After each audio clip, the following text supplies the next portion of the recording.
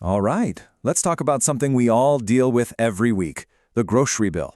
We're going to peel back the label and dig into the hidden economics that can make prices shoot up, often in ways that seem to make no sense at all.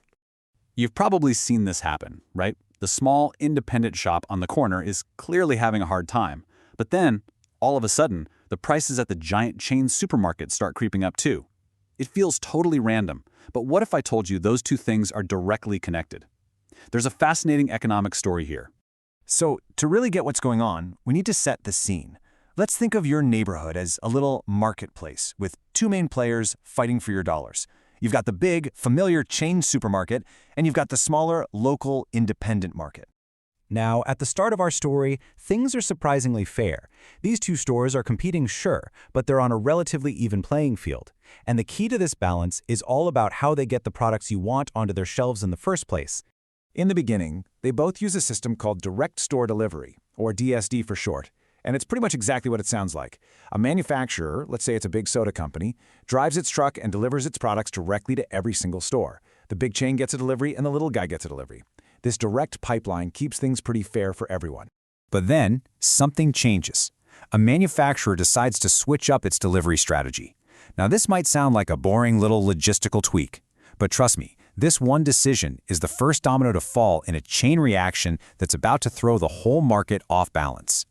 In this slide just lays it out so clearly. On the left, you've got before. Everybody gets that direct delivery. It's a level playing field. But look at the after scenario on the right. The manufacturer decides it's not worth it to deliver to the little guys anymore. So now only the big chains get that efficient, direct service. The independent store, they're forced to go through a middleman, a third-party wholesaler, just to get the same products. Okay, before we go any further, there's one super important economic idea we gotta know. Marginal cost. Don't worry, it's simple. It's just the cost for a store to get one more thing on its shelf. The cost of one more bag of chips or one more carton of milk. That number is the absolute bedrock of the final price you end up paying. So, keeping that idea of marginal cost in mind, let's see what this new delivery system does to our small independent store. This is where the squeeze really begins. This breakdown says it all. The chain store's cost is nice and simple. The basic wholesale price plus a delivery fee. Done. But now look at the independent store.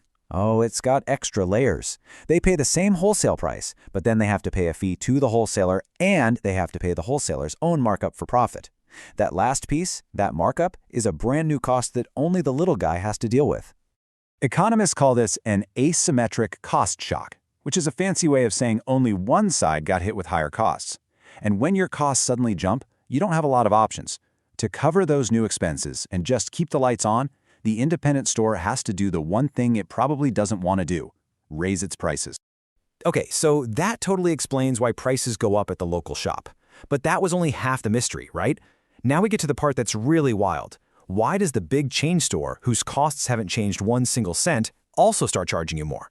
I mean, this is the real head-scratcher. The chain's delivery is still cheap, it's still direct, so what gives? Is this just them being greedy? Well, the answer isn't in their costs, it's in the competition, or the new lack of it.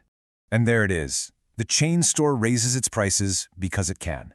Its main competitor was just forced to become more expensive. And that means the big chain doesn't have to fight nearly as hard on price to win you over anymore. That constant pressure to keep prices as low as possible, it just evaporates. So there's this economic principle that explains it perfectly. Think of it like this. The prices at the two stores are connected by a big invisible rubber band.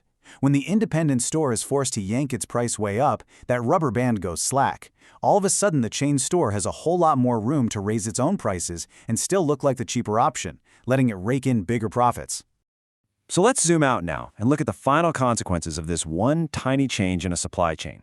What does this all mean for the neighborhood? And more importantly, what does it mean for your wallet? The bottom line is, it's a loss for us, the shoppers. Economists have a term for this. They call it a decline in consumer welfare. That just means, plain and simple, that we are all worse off than we were before this whole thing started. And here's what that actually looks like in the real world. You're paying higher prices at both stores. That independent store, which is already struggling, is now at a much higher risk of just closing down for good. And when that happens, you have fewer places to shop, which means less choice. And eventually, that can even mean less product variety for the whole community. So really, it leaves us with this final question. A decision that on paper looks like a smart, efficient move for a big company can send these ripples through an entire local market. It can weaken competition and ultimately make everyone pay more. It really makes you think about who truly benefits when a system is set up like this.